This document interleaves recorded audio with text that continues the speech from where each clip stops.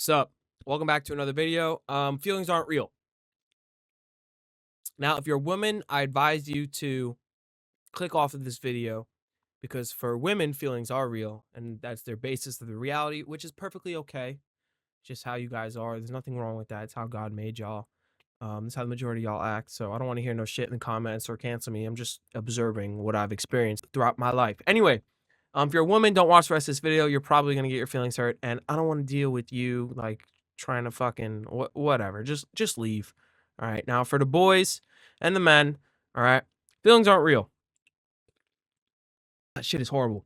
Um, Feelings are temporary. They go away. That's literally temporary. I wrote that twice in my thing. I'm a little still slow. They skew judgment, and depending on the feeling, shape your action in that moment. So an example I can give just to prove that is if you've ever bought in a new car or like a new to me car or anything like that, or if anything, if you get anything new, you know how in the moment you feel like that joy, that like, oh shoot, I'm gonna get something new.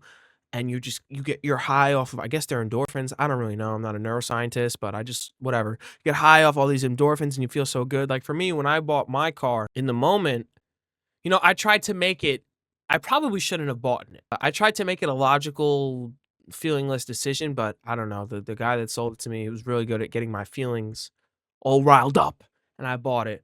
It wasn't whatever, whatever, but looking back, I probably shouldn't have bought it. I didn't really need it, but I'm happy that I did. I like it. It's a nice car.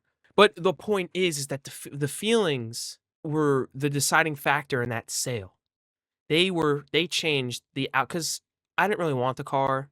I'm like, "Alright, if I get a good deal on it, you know what I'm saying?" But then in the moment, feeling the car, touching the car, smelling the car, driving the car, all these feelings came upon me, and I ended up biting the bullet, even though I didn't really need the car. Now, the same thing is true for a lot of other situations, like when you get angry, sometimes people get angry and they overstep.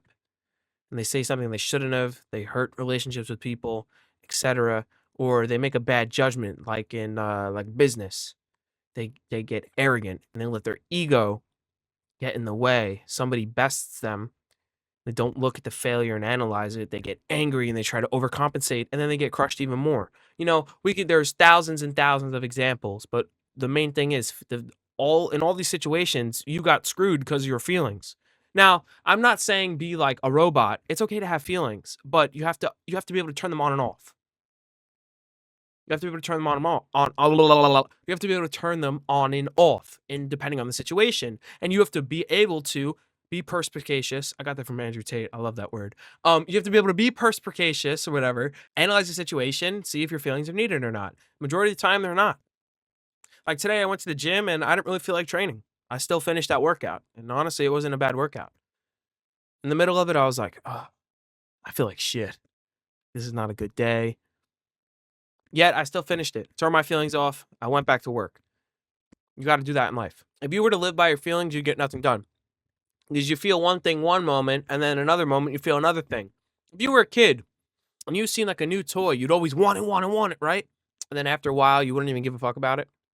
That's your feelings. The grass is always greener on the other side. People want what they can't have because of the feelings.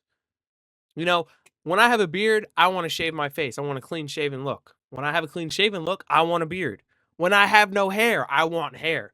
When I have hair, I don't want any hair. It's so weird. I don't understand why we want what we can't have. This whole new age relationships thing of the chase and not being interested is the whole basis of all that garbage is girls want what they can't have. People want what they can't have. I know me, for example, I love the chase. There's something about, chasing a baddie and, oh, she finally wants me. And then I just don't give a fuck about her because the chase is over. It's like, it's all feelings fault. I wish people could be more logical and analyze situations and look at it like not like a video game, like a tree with certain outcomes, like a possibilities tree diagram. You have one action leads to A, B, C, stuff like that. I think the world would be a better place. Now, also, like I said, you need to be able to turn your feelings on and off because some instances, like love and all this, all the like other stuff, like the feminine stuff I'm talking about, would be silly and stupid without feelings. Logical? Love is not logical. Same thing that goes for God. God works in mysterious ways.